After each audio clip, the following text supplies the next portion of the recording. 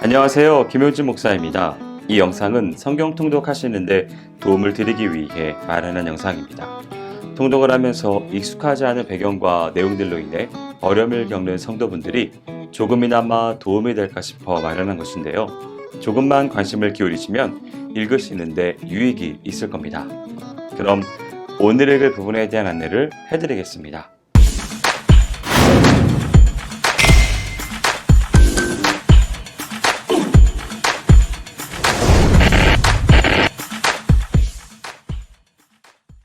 오늘 읽을 본문은 마태복음 9장에서 10장까지입니다. 9장은 예수님께서 공생의 초기에 베푸신 여러 이적들을 모은 것입니다. 1절에서 8절은 예수님께서 사역의 중심지로 삼으셨던 가버나움에 이르러서 한 중풍병자를 고치신 사건이 소개되고 있습니다. 예수님께서는 중풍병자를 향해 내 죄사함을 받았느니라고 선언하신 후에 그의 병을 고쳐주셨는데, 이러한 예수님의 태도는 서기관들로부터 신성모독이라는 비난을 사게 되었습니다. 이는 예수님께서 온 인류의 죄를 사하실 수 있는 메시아시라는 사실을 알지 못한 데에서 비롯된 처사였습니다. 9절에서 13절은 예수님께서 보다 직설적으로 자신의 사역 목적을 밝히고 계신 단락입니다. 예수님은 당시의 유대 사회에서 창녀와 마찬가지의 멸시를 받는 대상이었던 세리 마태를 제자로 부르셨을 뿐만 아니라 마태의 집에 들어가셔서 다른 많은 세리들과 함께 친히 교제를 나누셨습니다. 그러자 그것을 본 바리새인들이 즉각적으로 예수님을 비난하고 나섰는데요. 하지만 예수님께서는 자신이 죄인들을 불러 구원하시기 위해 세상에 오셨다고 말씀하심으로써 의인으로 자처하던 바리새인들의 비난을 정면으로 반박하고 계십니다.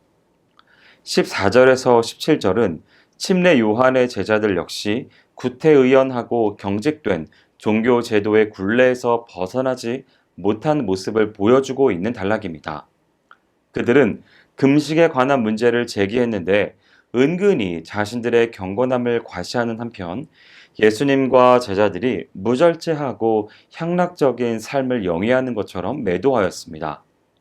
이러한 그들의 비난은 서기관들과 바리새인들의 선동에 의한 것으로서 메시아이자 왕이신 예수 그리스도를 대적하는 일에 있어서 당시의 모든 종교 세력이 연합했음을 보여줍니다. 이에 예수님께서 제시하시는 역동적인 삶과 교훈을 받아들이기 위해서는 그야말로 전혀 새로운 자세가 필요하다는 사실을 본문은 강조하고 있습니다. 18절에서 34절은 예수님께서 여러 마을을 순회하시며 천국 복음을 전파하시고 각종 병자들을 치유해 주신 내용이 소개되고 있습니다. 본문에서는 회당장 야이로의 죽은 딸을 다시 살리신 사건, 12해를 혈류증 앓던 여인을 고치신 사건, 그리고 두 소경의 눈을 뜨게 하신 사건과 귀신 들려 벙어리 된 자를 고치신 사건들이 소개됩니다.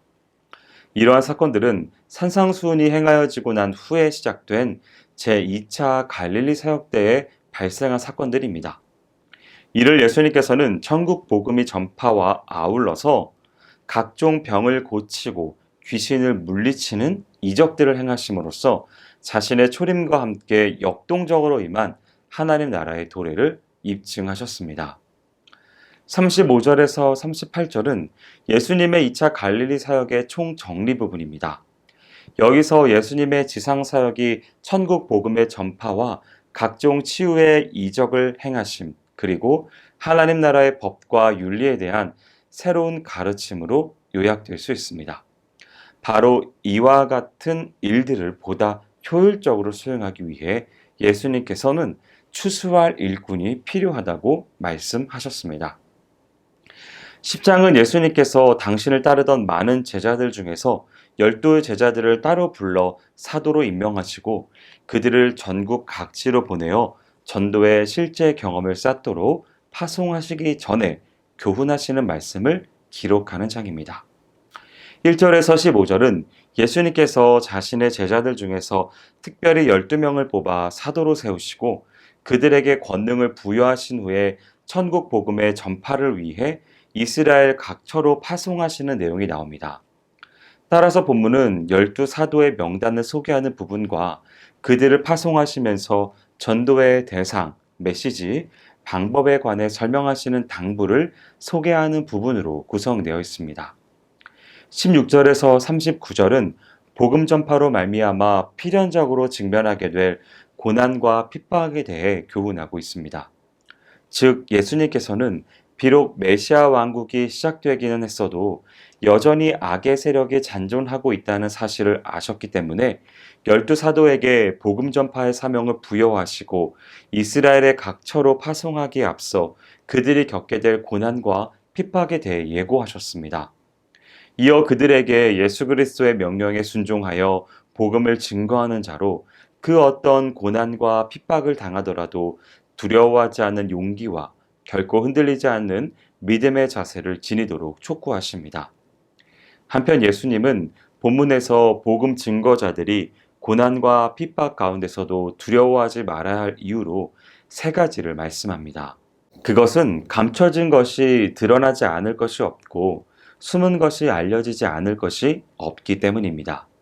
그리고 박해자들은 몸은 죽일 수 있지만 영혼은 죽이지 못하고 하나님은 육뿐만 아니라 영혼까지도 멸하시는 분이시기 때문입니다.